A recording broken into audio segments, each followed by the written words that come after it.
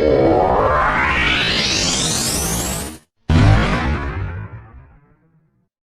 kasih kepada beliau. Acara ke-8 Mau'izatul Hasanah yang akan disampaikan oleh guru kita Ustaz Muhammad Thohir Hazali Al-Hadrami. Kepada beliau disilakan.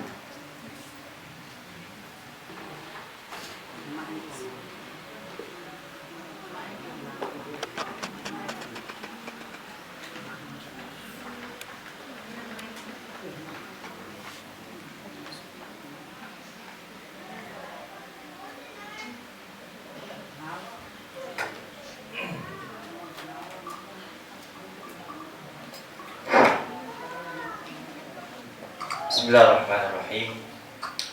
Assalamualaikum warahmatullahi wabarakatuh. Waalaikumsalam warahmatullahi wabarakatuh. Alhamdulillah, wassalatu wassalamu ala rasulillah wa ala alihi wa sahbihi wa man walah. Subhanaka la ilma lana illa ma 'allamtana innaka antal alimul hakim. Rabbi shrah li sadri wa yassir li amri wahlul 'uqdatam min lisani yafqahu qawli. Rabbi zidna 'ilma warzuqna fahma. Ya Fattah ya Alim, ya Fattah ya Alim, ya Fattah ya Alim, iftah lana babak ya Karim. Amma ba'd. Yaqulu Allah subhanahu wa ta'ala fi kitabihil aziz. A'udzu billahi minasy syaithanir rajim. Bismillahirrahmanirrahim. Subhanalladzi asra bi'abdihi lailan minal masjidil haram ilal masjidil aqsa alladzi barakna hawlahu linuriyahu min ayatina innahu huwas samiul basir. Sadaqallahu aliyyul azim. Amma ba'd. Yang saya hormati pimpinan pondok Darul Hafiz, dan yang saya hormati dan saya muliakan juga Al-Ustaz Al-Mukarram wal Ustazi Al-Ustaz Khairul Azhar. Mudah-mudahan kita diberi keberkahan dari ilmu beliau. Dan yang saya hormati juga keluarga besar para asatiz dan asatidah Pondok Pesantren Darul Hafiz.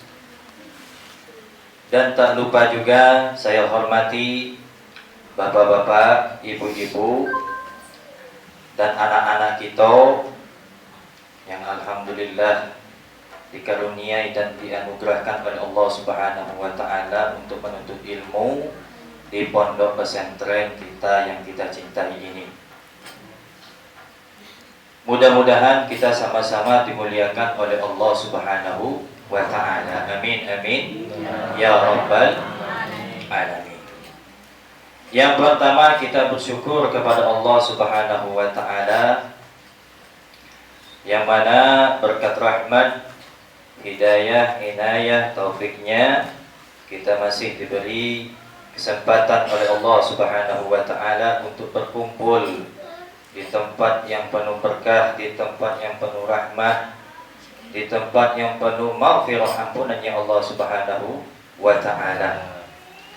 Dan dilanjutkan, tak lupa-lupa kita kirimkan salawat kepada junjungan alam, yakni Nabi Muhammad sallallahu alaihi wasallam dengan lafaz Allahumma salli ala sayyidina Muhammad wa ala ali sayyidina Muhammad.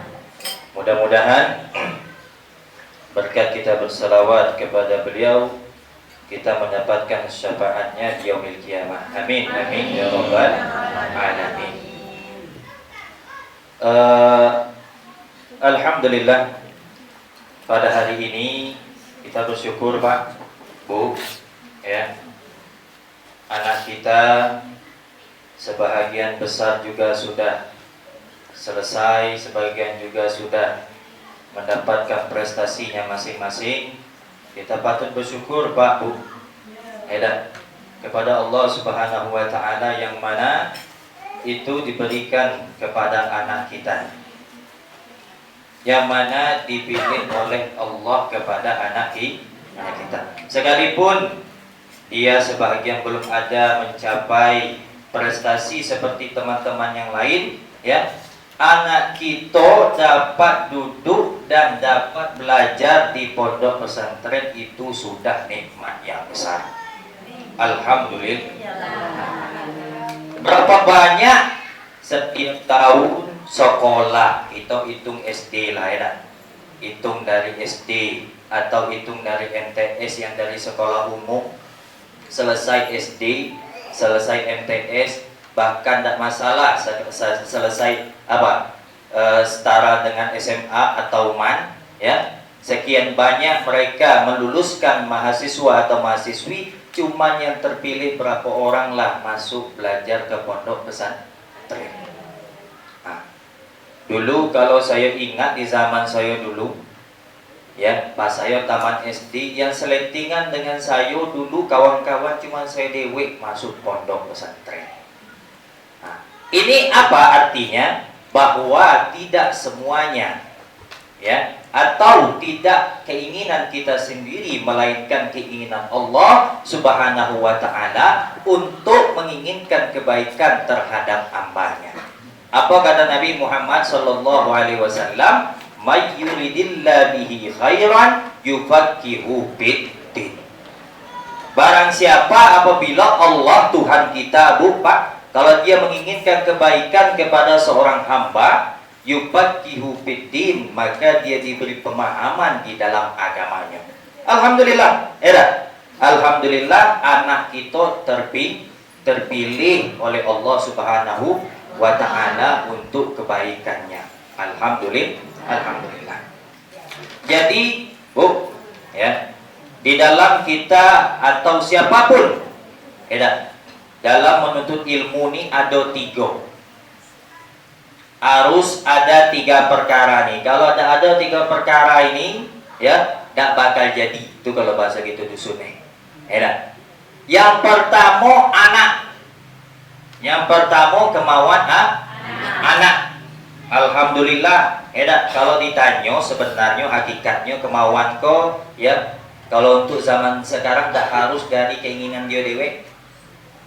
Kalau anak zaman sekarang ditanya, lu kau nak kemana? Sudah kau awak nak sekolah, ya, terus awak pengen beli motor, terus kasih HP. Itu kalau anak zaman sekarang. Dan tak nurut apa kata nyong ini tuh, ya, selesailah gaji. Jadi tidak bisa. Kalau untuk zaman sekarang, memang kita harus dari orang tua yang betul bisa dikatakan berkeras terhadap anak, ya. Apalagi di dalam ilmu agama, ya, tidak ada cerita lain tak. Cuman kalau anak tadi tidak mau, kadang tuh tidak menjadi juga. Berapa banyak kita sesama tahulah, apalagi kita sesama pondok pesantren. Bukannya nak buka aib, nak buka apa, itulah kenyataannya supaya kita terbuka pikiran kita. Apa banyak terkadang hanya dari paksaan orang tua, akhirnya, ya, depresi, akhirnya kabur, akhirnya macam-macam lah. Cuman alhamdulillah anak kita risiko tidak ada yang model itu. Berarti memang alhamdulillah Allah menanamkan di dalam hati mereka, anak-anak kita, ya, untuk belajar menuntut ilmu agama. Alhamdulillah. Patut kita syukuri. Ya. Terus itu yang pertama. Yang kedua ialah siapa? Yang kedua ialah orang tua. Tadilah sudah disampaikan oleh Ustazah Atul, sedikit banyaknya tentang masalah orang tua. Ya. Nah, ini perkara yang kedua. Apa orang tua? Orang tua harus mendukung. Baik pun itu dari cakap, motivasi, baik pun itu dari kelakuan seharian kita sebagai orang tua. Tak menjadi juga kalau misalnya anak pengen nak belajar, cuman orang tuanya tak mendukung, baik pun dari percakapannya ataupun segi kelakuan sehariannya, tak bakal jadi juga. Lah macam Cik Atul tadi, kita nyuruh, disiko, digembleng, diajar, dididik, semayang waktunya pada tempat, jangan sampai tinggal semayang. Puasa, mun kita orang tua dah semayang, dah puasa, itu dah kena tu. Macam tu. Dah kena.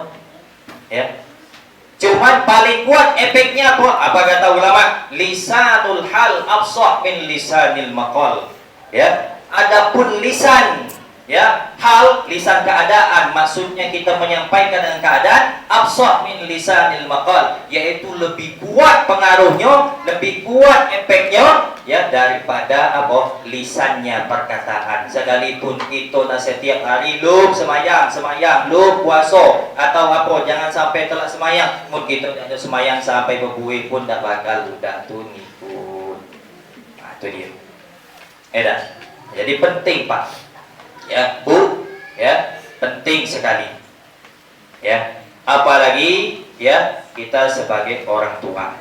Jadi di dalam orang tua itu Pak ada kaidah, ya 5 yang harus kita kalau kita sudah menitipkan anak, ya ke pondok pesantren. Apa itu? Kalau disingkat namanya titip. Kalau disingkat itu namanya titip. Ya, terus ada kita sebagai orang tua apabila dia menyekolahkan anaknya di pondok pesantren. Yang pertama, titip pertama. Apa? Tega. Itu kadang kok gitu, kadang tak tega. Mengantar anak ke pondok pesantren masih gua ada rasa ibu hati. Masih terkena. Masih abu. Itu tak kena kalau model kok. Adapun ulama-ulama kita sebelum-sebelumnya kayak Imam Syafi'i dan ulama-ulama yang lain sebelumnya itu orang tuanya memang tega. Bahkan ada Sahibul Maulid, ya, pengarang kitab Maulid yang dibaca setiap malam Minggu anak kita di Siko. Siapa? Kitab Maulid Sibtudra Al-Habib Ali bin Husain, ya, Al-Habsyi. Beliau menjadi orang besar dididik oleh orang tuanya, maknya keras. Apa? Didik akhlak, didik hati. Cuman pernah waktu beliau dari kecil, lebih kecil daripada beliau tuh, ya, salah satu daripada kalangan ulama Yaman. Ya, apa? Maknya tak boleh balik ke rumah kecuali sampai lihat Nabi Muhammad SAW. Kita jangankan tengok Nabi, dalam mimpi dia kadang tu bertemu dah. Ya. Itu didikan teka. Ya. Nah, pertama prosesnya, ya. Apa? Kau tak boleh balik ke rumah hingga kau dapat mimpi dengan Nabi. Macam itu mak. Ya, kau tak boleh balik ke rumah. Maknya dewe. Maknya dewe macam itu. Bukan ayah. Kalau ayah wajar gitu macam itu. Betul. Ya. Kebanyakan mak ko, ya, mak yang paling dekat tak tahan hati dengan anakku, tahan hatinya mak. Jangan balik ke rumah kecuali apa? Lah sudah dapat mimpi Nabi Muhammad. Lah dapat kan tadi banyak selawat, banyak mengamalkan sunnah-sunnah Nabi, ya, menjauhkan sesuatu yang haram dari kecil dididik model itu. Ya. Akhirnya dapatlah mimpi ketemu Nabi. Pas tu ketok pintu, Assalamualaikum mak, ya. Adiklah dapat mimpi Nabi. Belum kata maknya. Jangan balik ke rumah. Ya. Belum. Sampai kau betul-betul memang nampak di luar mimpi. Ya, di luar mimpi maksudnya nengok Nabi secara terjaga. Karena apa? Itu bisa jadi nyata, Pak. Apa kata Nabi Muhammad SAW? Man ra'ani fil manam fasayarani fil yaqadha. Kata Nabi Muhammad SAW bersabda, barang siapa melihatku nanti di dalam mimpi, dia maka akan melihatku nanti di dalam keadaan terjaga. Nyata itu, Pak. Ya. Nabi itu kalau jasadnya ia mati tapi mereka hidup di dalam kuburnya. Hum ahya fi kuburihim yusallun. Mereka itu hidup di dalam kuburnya sholat. Kalau kita dalam baca semayang itu tak dibaca at-tahiyat terakhir itu apa? At-tahiyatul mubarakatus salawatut thayyibatu lillah. Assalamu alayka. Berhenti situ dulu. Assalamu alayka itu ka domir khitab. Ya, domir khitab apa? Kalau di dalam bahasa Arab itu Kalau assalamualaikum itu berarti kita seakan-akan bercakap di depan muka kita. Assalamualaikum ayyuhan nabiyyun. Nah, itu seakan-akan kita bercakap di depan muka kita. Orang gila kalau misalnya assalamualaikum ketik orang depannya. Ya. Kalau ketik orang assalamualaihi, berarti di situ menandakan bahwa Nabi Muhammad itu bisa ada berada di samping kita. Ruhnya ada. Jadi balik ke cerita tadi, kau belum boleh balik kecuali langsung lihat Nabi Muhammad secara terjago. Lah dapat, akhirnya mau berusaha lagi selawat, akhirnya apa? Lah dapat lihat Nabi secara terjago. Lah akhirnya apa? Ngetok pintu balik ke rumah, mak aku lah bisa lihat Nabi, lah sudah nengok Nabi secara terjago. Belum dikasih balik oleh maknya dewe. Belum. Cuman waktu itu tak ada ngasih syaratnya be maknya. Maknya pengen dapat salam dari Nabi Muhammad. Akhirnya tak boleh, belum boleh masuk. Akhirnya anaknya pun tadi, Habib Ali tadi nangis. Ya langsung Rasulullah bertemu langsung dengannya, kenapa wahai cucuku? Nya keturunan nyola. Ya, keturunan nyola. Dari keturunan Sayyidina Husain bin Ali, ya, bin Fatimah Zahra binti Rasulullah sallallahu alaihi wasallam. Ya. Keturunan nyola, kenapa cucuku nangis? Mak belum boleh juga balik ke rumah ya Rasulullah. Sebut dengan mak ya. Aku titip salam dengan mak. Ayolah macam tu. Ketok pintu, assalamualaikum warahmatullahi, ya. Umi, kalau bahasa Arab itu, ya. Mak, Rasulullah SAW menyampaikan salam kepadamu. Baru masuk. Akhirnya mulai kecil derajatnya sudah tinggi di sisi Allah. Dididik oleh siapa? Oleh maknya dewe. Dari segi apa? Harus tega. Harus tega. Enak. Tega kita ninggalkan anak kita demi kesuksesan dia akan datang. Tega kita melihat dia nangis kadang tu, tak apa-apa. Ya, yang penting kaget jangan sampai dia buat kita menangis. Di masa tu tua. Ya, harus tega. Iko yang pertama. Terus yang kedua apa tadi? Titip, ti. Apa itu? Ikhlas. Kita melepas kok anak kok harus ikhlas. Terkadang kita tak ada belum ikhlas. Tak ada melepas seluruhnya. Melepaskan anak, tinggal anak di pondok pesantren, ya. Kadang tu apa? Kalau ada masalah, ada apapun problem, baik pun itu berkaitan dengan anak, ya apalagi dengan guru, tu langsunglah macam dari ikhlas. Apa artinya? Tak pecah. Kalau lah sudah letak di pondok pesantren, sudah ikhlaskan, ya, bahwa apa? Dia akan dididik bukan hanya sekedar jasmaninya, bahkan rohaninya juga dididik. Maaf saja Bu, Pak, itu kok kalau orang tua bagi anak itu kebanyakan ya apa? Hanya cuma mengasih ya nafkah jasmani be. Ngasih makan sampai gedang, mun maaf cakap mun kalau macam tu kucing pun macam itu go sanggup. Cuman ini ya. Apalagi kalau misalnya orang tuanya alhamdulillah juga berilmu mendidik dari kecil. Kalau sebenarnya mendidik kok memang dari kecil. Imam-imam, ulama-ulama kita sebelum kita tuh ya, dia jadi ulama gedang, jadi kiai gedang, jadi pokoknya orang besar di sisi tokoh agama, dari kecil lah sudah dididik oleh orang tuanya, bahkan dari dalam perut ibunya. Sekarang kok zaman sekarang bisa dikatakan terlambat sudah kalau masukkan anak ke pondok pesantren, ya, tamat SD. Apalagi di zaman kita gini. Mau zaman kita dulu enak.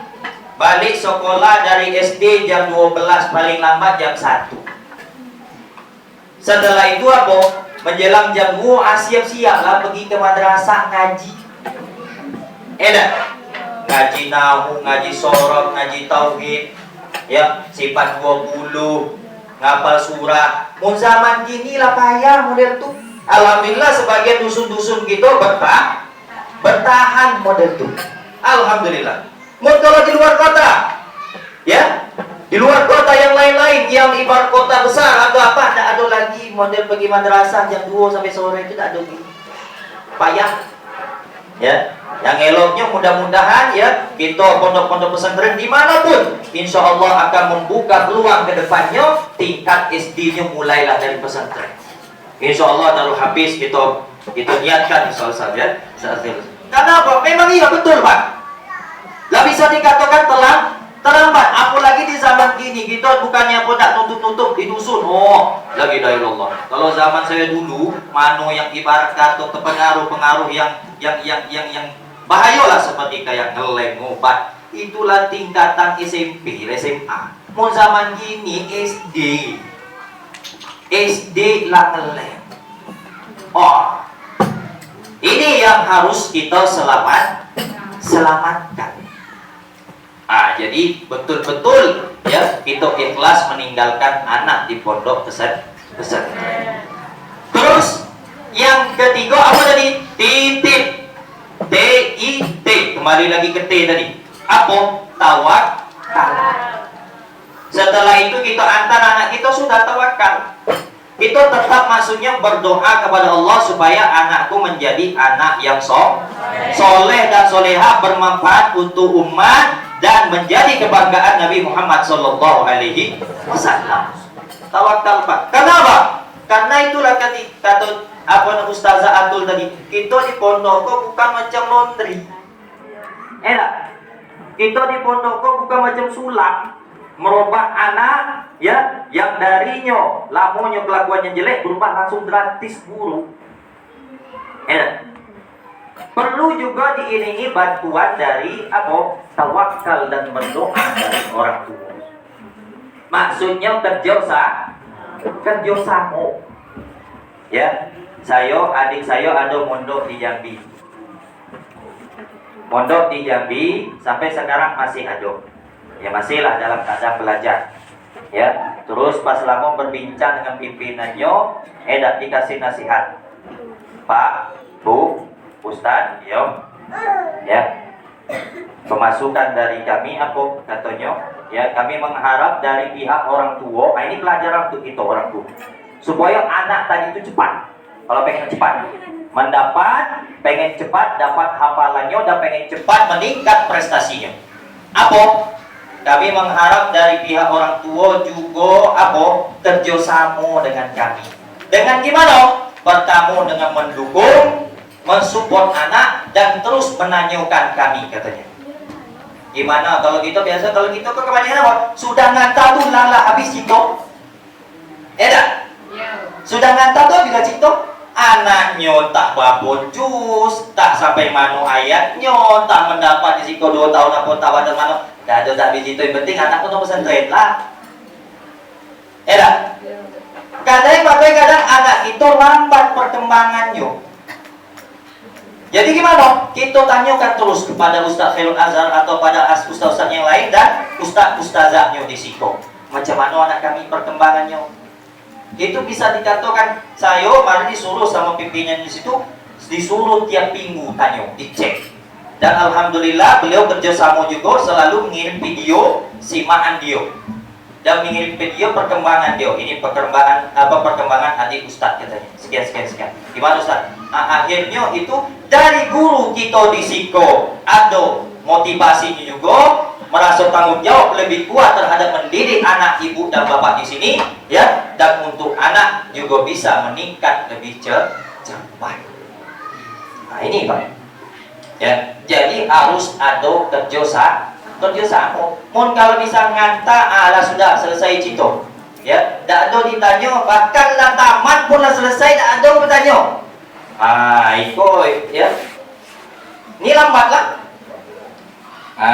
Ya. Terus yang selanjutnya daripada kalimat titip tadi apa? Ikhtiar. Ya, itu harus ikhtiar juga. Maksudnya usaha juga. Ya, dari segi dana samo. Ya. Dari segi dana samo atau doa juga bisa dikatakan. Apapun. Ya. Terus yang terakhir apa itu? Titip, percaya. Ya, harus percaya. Nah, itu tadi kembali tadi berkaitan. Ya, kita harus percaya dengan guru-guru kita, percaya kepada Ustaz Akhirul Azhar, percaya kepada Ustazah Atun, percaya kepada para ustaz-ustaz di sini, ya, bahwa di sini aman selalu dan anak kita dididik dengan baik menjadi anak yang soleh dan soleha. Ya, apapun itu jangan takut. Ya, jangan takut. Jangan takut anak kita ketinggalan zaman dengan anak luar di sana. Jangan. Ya, selagi kita di dalam jalannya agama Allah, ya, itu kita diberi pertolongan dan diberi kemudahan oleh Allah Subhanahu wa taala. In tansurullah yansurkum. Apabila kita menolong agama Allah, ikut tadi. Kita sama saja menolong agama Allah. Kita antar anak kita menjadi bibit-bibit penerusnya dakwahnya Nabi Muhammad dan dakwahnya agama Allah Subhanahu wa taala. Menolong agama Allah. Yang surga maka dia akan menolong kamu. Baik dari segi apapun, permasalahan apapun, permasalahan ekonomi, permasalahan kekeluargaan, permasalahan kemasyarakatan apapun itu, kalau kita menolong agama Allah, Allah mudahkan dan Allah bantu kepada kita lalunya. Jadi kita harus percaya. Jangan takut anak kita ditinggal di pesantren kelaparan. Tak. Jangan takut disiksa. Oh, kok lagi masalah apa? Kok kadang kita sebagian orang tua kira-kira kadang tidak paham. Tidak paham dunia pondok pesantren. Terkadang anak kita dihukum, ya. Kadang ada yang tidak terima. Itu di situ sebenarnya Pak Bu rahasia galau keberhasilan anak santri kepada guru. Terkadang pernah terjadi, ya, pada zamannya Syekh Abdul Qadir Jailani. Diceritakan pada zaman Syekh Abdul Qadir Jailani, ya, mungkin kalau tidak banyak tahunya tidak banyak dikit, bapak-bapak ibu tidak tahu. Siapa itu Syekh Abdul Qadir Jailani? Kadang dibaca dalam sebelum baca Rotib Al-Fatihah, khususan ila Syekh Abdul Qadir Jailani, beliau salah satu ulama besar. Ya, ulama besar. Dan beliau mempunyai santri sama. Ya, pada suatu ketika si santri itu tadi biasalah itu dunia pondok pesantren itu ketentuan keberhasilan dunia akhiratnya sebagai santri terhadap gurunya ialah keberkahannya. Bukan kepintaran yang membuat berhasil munah, melainkan keberkahan guru. Akhirnya pada waktu itu nengok muridnya berebut makan siso gurunya, tapi tadi Syekh Abdul Qadir Jailani. Nah, ini sebagian orang tua kita tidak paham dunia modern ini. Nah, ini supaya kasih tahu, supaya tahu inilah yang namanya dunia ngaji. Beda dengan dunia sekolah di luar. Kalau kita dunia ngaji, keberkahan guru itu paling utama. Karena itu yang bikin keberhasilan anak kita. Pada waktu itu, anak santrinya Syekh Abdul Qadir Jailani itu ngamakan sisonya gurunya tuh, bahkan terkadang siso cuci tangan gurunya tuh diminum. Sampai seperti demikian.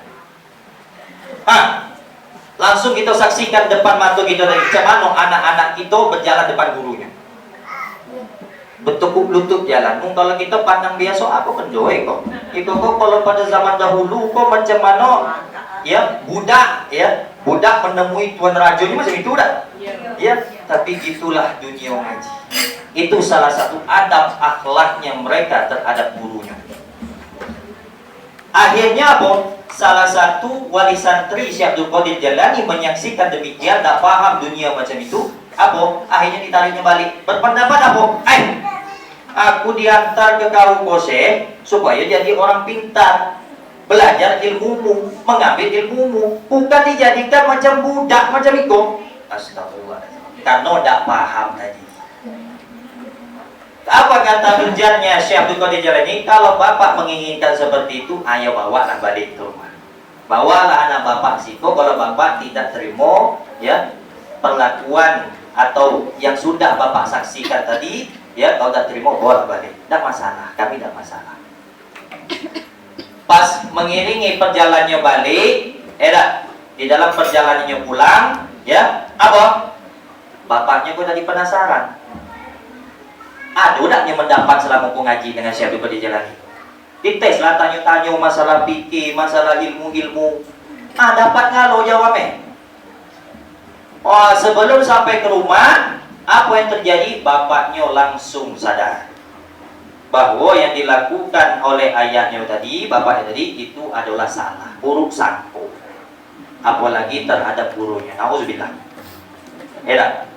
Akhirnya kembali kepada Syekh Abdul Qadir Jalani, wahai Syekh, kami minta maaf sebesar-besarnya. Ya, betul rupanya didikan kau kok. Ya, apa? Kami pengen anak kami nak belajar lagi sama kau. Tapi apa kata Syekh Abdul Qadir Jalani? Bukannya saya tidak terima anak bapak belajar lagi di sini, ya. Sekalipun kami sedalam apapun, sebanyak apapun, sekian lama apapun dia belajar sama saya di sini, itu tidak mendapatkan apa-apa. Karena apa? Karena Allah sudah menutupkan pintu pintu hatinya untuk dia untuk belajar sama saya. Sebab apa? Karena tidak ada adab akhlak terhadap gurunya. Bukan saya tak terima kata saya begini. Silakan, cuman Allah tak bakal sudah nutup pintu hatinya. Karena apa? Aku karena soal masalah guru, kau paling guru ngaji, tak ada main-main dapat. Beda dengan sekolah. Ya. Sekian tahun, berapa tahun pun yang belajar cuma negatif adab, akhlak sama gurunya, baik dari wali santrinya, baik pun apalagi santrinya, nah itu bisa memutuskan segalanya. Bahkan kalau bahasa kami ngaji dulu, ya bahkan dikutuk, itu bahasa gitu, dikutuk guru. Berapa banyak kita lah sudah nyaksikan, tak banyak dikit kita tengok, tak keluar dari pondok pesantren, baliknya jadi bejat, bahkan parah lagi. Itulah namun model dikutuk guru. Mana tahu terkadang dia balik waktu masa belajarnya dia yang kurang ajar sama gurunya. Mana tahu waktu di masa belajar orang tuanya kurang ajar sama gurunya. Kalau zaman gini itu payah. Jadi kita sama-sama tahu, sama-sama tahu gimana cara anak itu tadi memang betul-betul berhasil. Itu yang harus ada pada orang tua. Jadi kembali yang ketiga tadi, 2 sudah, terus yang terakhir ialah guru. Anak, orang tua, guru. Apa? Gurunya harus mendukung dan harus ridho.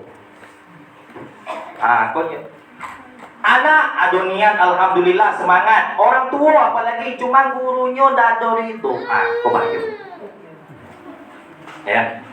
Ini yang paling bahaya. Percuma.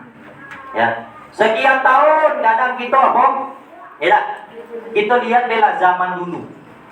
Cemano kita, datuk-datuk kita, orang-orang tua kita dengan tuan guru, termasuk ayahnya Ustaz Khairul Azhar. Datuk saya. Ayah. Ya, datuknya Al-Mukarram tuan guru Mansur. Gimana orang-orang kita dulu menghormati guru kita? Bukan main, mau zaman kini, ya subhanallah, semano ya, bahkan tidak ada hormatnya lagi. Makanya zaman kini anak kita payah mendapatnya. Kalau orang dulu, patuh-patuh dengan tuan guru. Segala ada, dia mengharap keberkahan untuk anaknya berhasil. Makanya orang kita dulu berhasil kalau mana ngaji tu, lengket ilmu tu. Kalau zaman ini anak-anak kita, tak dapat ngaturnya lagi. Ya, tak dapat ngaturnya lagi. Orang tua itu ada 3 disebutkan dalam kitab Ta'limul Muta'allim. Ya, pertama orang tua yang melahirkan kita.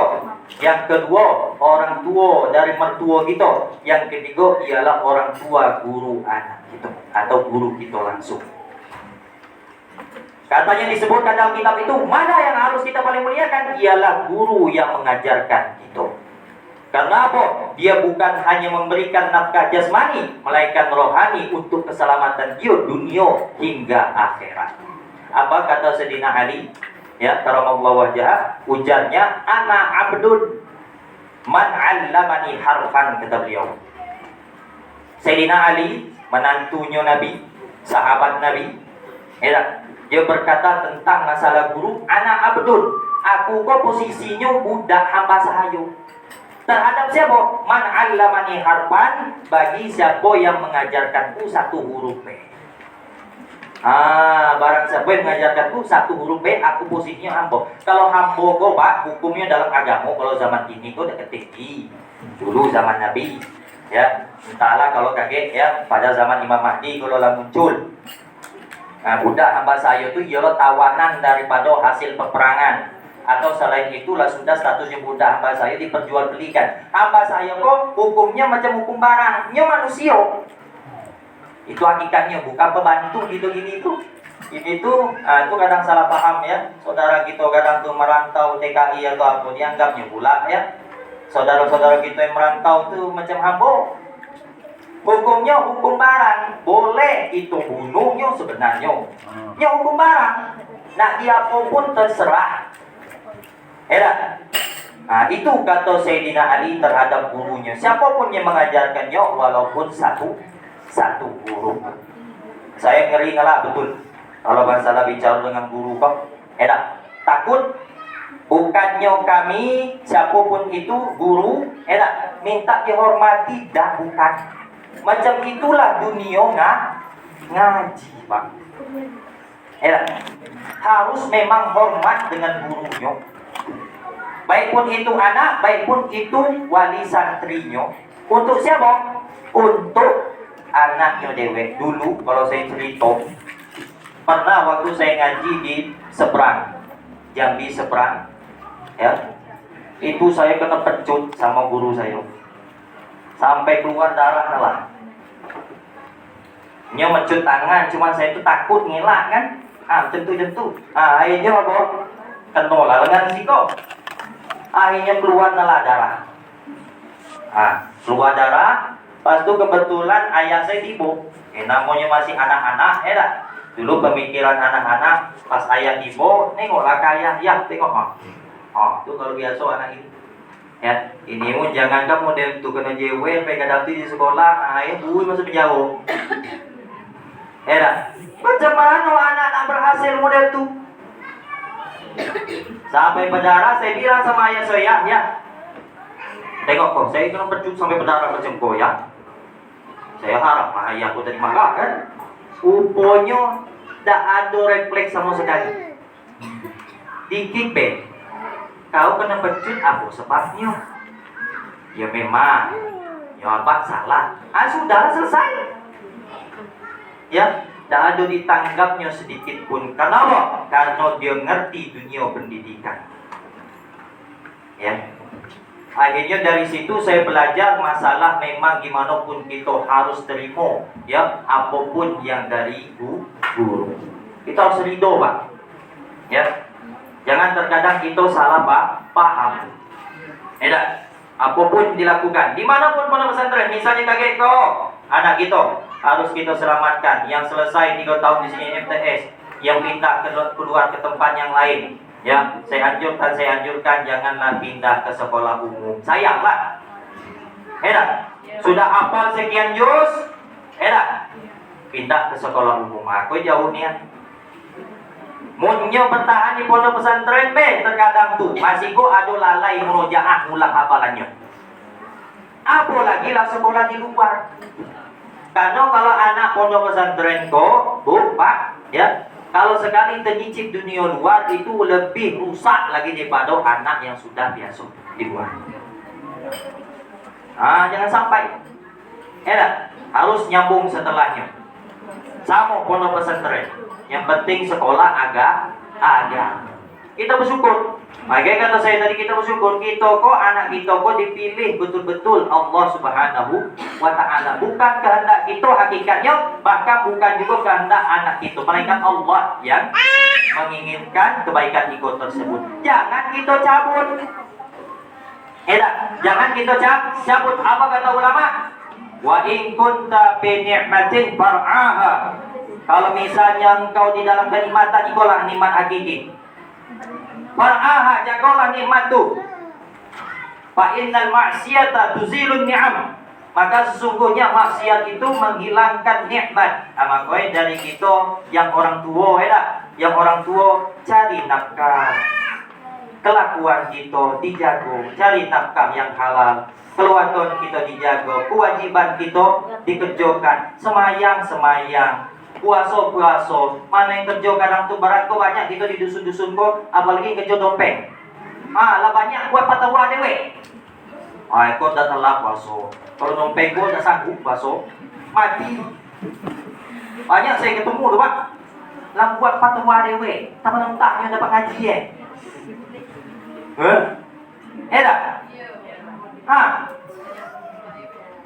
Taman notanya mengusurkan diri dia dewe. Kalau saya lah uzur tak sanggup katanya. Kalau ulama tuan guru dulu lain Pak sistemnya.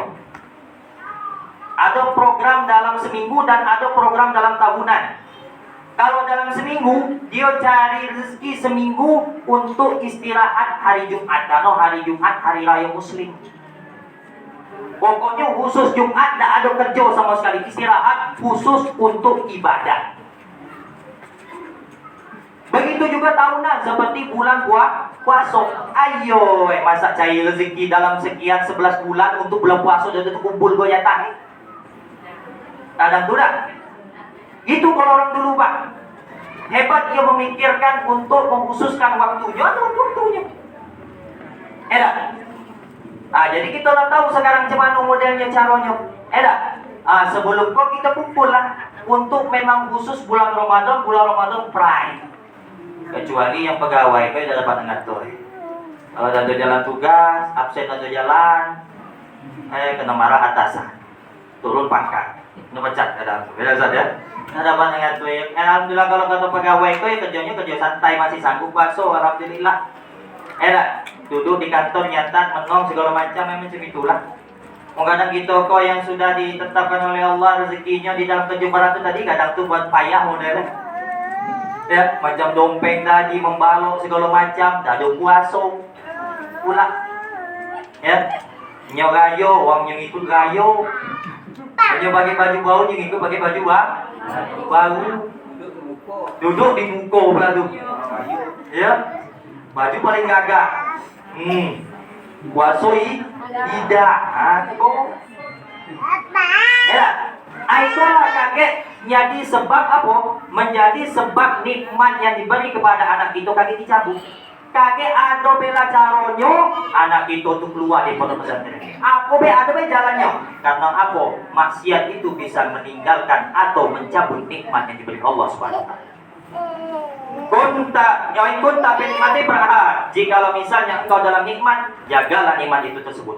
Fa innal maksiata tuzillun ni'am, karena sesungguhnya maksiat itu ialah apa? Meninggalkan atau menghilangkan nikmat.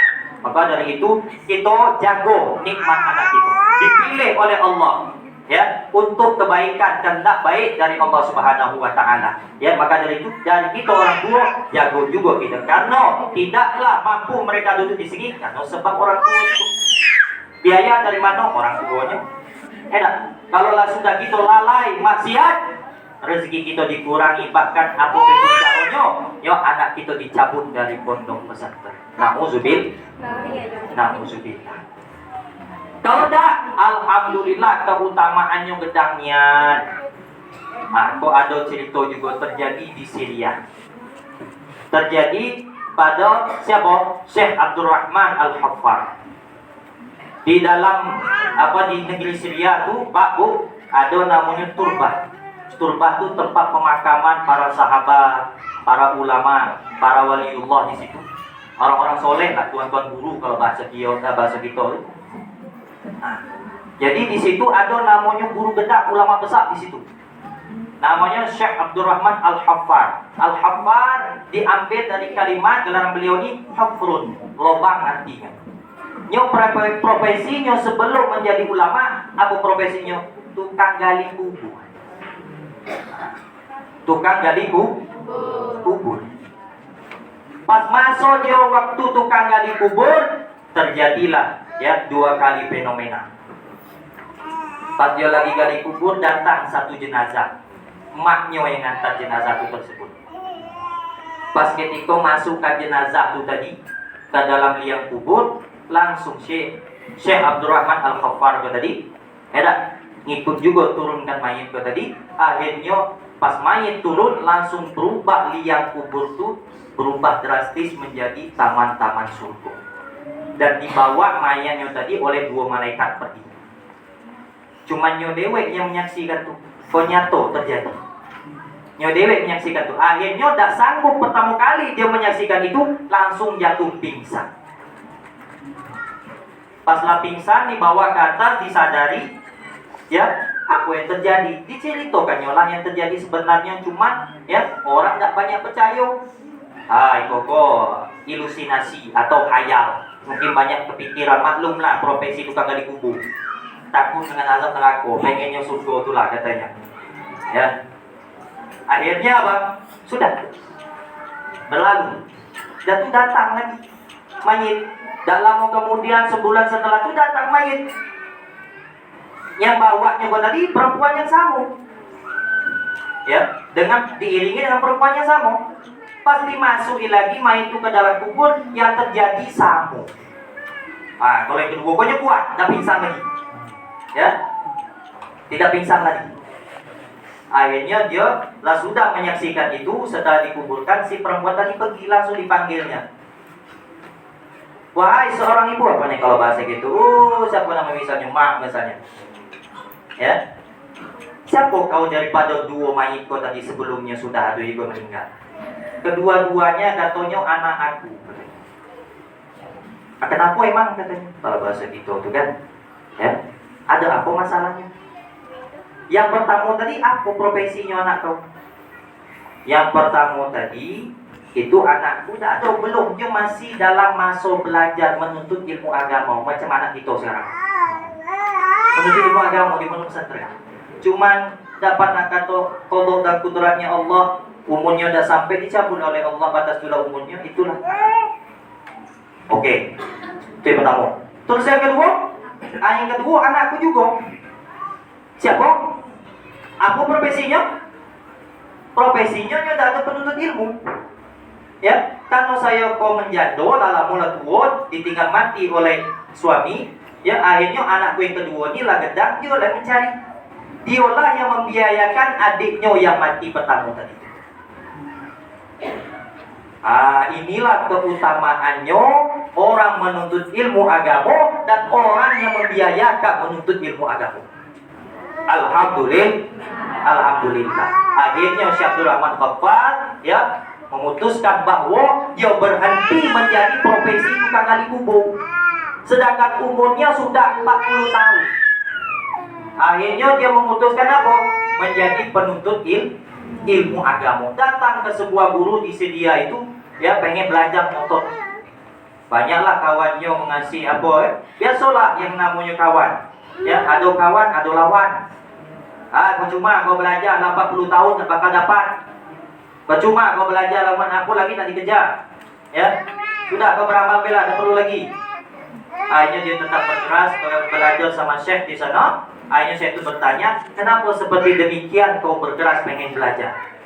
Akhirnya diceritakan oleh Syekh Abdurrahman Al-Khaffar, apa yang terjadi pada dia, maka si Syekhnya tadi berkenan untuk mengajarkannya lagi. Berkajian memang belajar dari awal, belajar kitab Jurumiyah dari awal, dipahami sampai hafal. Sapinah fikih dipahami hafal, hingga dia jadi ulama besar dan keturunannya sampai sekarang 3 keturunan jadi ulama sekarang di sini. Ini keutamaan apa? Orang yang menuntut ilmu. Bukan anak kita mendapatkan kenikmatan. Kita orang tua yang membiayakan anak kita di dalam ilmu juga mendapatkan kenikmatan tersebut. Amin, amin. Ya Allah. Mudah-mudahan kita mendapatkan kenikmatan itu dan terhindar daripada azab kubur. Itulah kemuliaannya. Tinggi di sisi Allah Subhanahu wa taala, Pak. Yarfa'illahu alladziina aamanu minkum walladziina utul ilma darajat. Orang yang beriman tuh diangkat derajatnya. Walladziina utul ilma darajat, dan adapun orang yang memiliki mencari ilmu, mendatangkan ilmu, darajat, lebih derajatnya. Tinggi, lebih tinggi ya daripada orang yang beriman saja. Kalau dia beriman dan ditambah berilmu, lebih tinggi derajatnya di sisi Allah Subhanahu wa taala. Jadi ya, adapun uraian singkat ini ya mudah-mudahan bermanfaat untuk kita galonyo. Di dalam adapun misalnya ya sekarang ini sekaligus ya dalam memperingati menyambut ya kalau memperingati tak berketepatan ya 27 Rajab menyambut memperingati hari Isra dan Mi'raj ya. Itu tidak lain intinya kita selalu ingat ya, hari peringatan Isra Mi'raj tidak lain untuk saling mengingat kembali masalah sholat itu masalah ibadah ya. Ibadah yang paling terpenting ialah sholat. Itu jangan jauh-jauh, kita ambil gambaran deh, itu yang terakhir. Nah, kita berpikir sama-sama, ya, berpikir sama-sama masalah semayang. Kalau kita punya pembantu tuh itu kasih rumah, kasih mobil, kasih harta, kasih banyak kekayaan, ya, lah dikasih kalau pokoknya mewah lah pembantu. Itu gue punya kok. Terus pas giliran dipanggil dan tidak datang. Saya nak bertanya ini itu pembantu modelku apa yang dibuat? Misal kita punya pembantu atau pekerja, galonya kita kasih senang, kasih rumah, kasih mobil, kasih harta, kasih kekayaan. Pas tu giliran kita tuannya manggil, apa? Giliran tuannya memanggil, tak ada datang, tak ada nyaut. Perasaan kita apalah yang pembantu kau dibuat. Marah tak? Marah lah. Gitu kita pikir akal gitu. Apalagi gimana Allah Subhanahu wa taala pas ketika manggil kita, hayya 'alas shalah. Itu udah datang. Mun kita lah dikasih nikmat sehat, nikmat rumah, nikmat mobil, nikmat harta, galonya dikasih. Bahkan terkadang kita lalai masih juga dikasih. Itu sayangnya Tuhan. Masih dikasih kesempatan. Enak zaman Nabi Muhammad, syariatnya Nabi Muhammad enak Pak. Untuk zamannya nabinya Musa, umatnya Bani Israel, sekali itu berbuat langsung pula turun azabnya. Kalau gitu masih ditahan. Kasih dulu kesempatan tobat, kasih dulu kesempatan untuk kembali kepada Allah, kasih dulu untuk kesadaran. Zamannya Bani Israel, kalau dia berbuat maksiat langsung tercatat di atas rumah itu apa dia buat, azab langsung turun. Inilah keistimewaannya umatnya Nabi Muhammad Sallallahu Alaihi Wasallam. Jadi jangan kita sio-siokan masalah sholat. Ya itu kalau Allah sudah manggil, ya ada tersentuh hati kita untuk apa? Memenuhi panggilannya Allah Subhanahu wa taala. Jangan sampai Allah Subhanahu wa taala marah terhadap kita. Ya, mudah-mudahan perkumpulan kita sekarang ini ya perkumpulan yang diberkahi oleh Allah Subhanahu wa taala. Mudah-mudahan berkat perkumpulan ini juga dimudahkan segala urusan kita, ya, dimudahkan segala apapun permasalahan kita. Ya mudah-mudahan anak-anak kita di sini menjadi anak yang soleh solehah, ya berguna untuk umat dan menjadi kebanggaannya Nabi Muhammad Sallallahu Alaihi Wasallam dan berbakti kepada orang tuanya. Amin amin ya rabbal alamin. Mungkin hanya inilah yang dapat saya sampaikan. Adapun misalnya kurang atau kepanjangan ini tuh, misalnya saya minta maaf, lah nampaknya lah gelapnya enggak. Masa tahu rapatnya asal beda ya. Adapun kekurang atau kepanjangan, saya minta maaf sebesar-besarnya ya. Akhirul kalam, wassalamualaikum warahmatullahi wabarakatuh.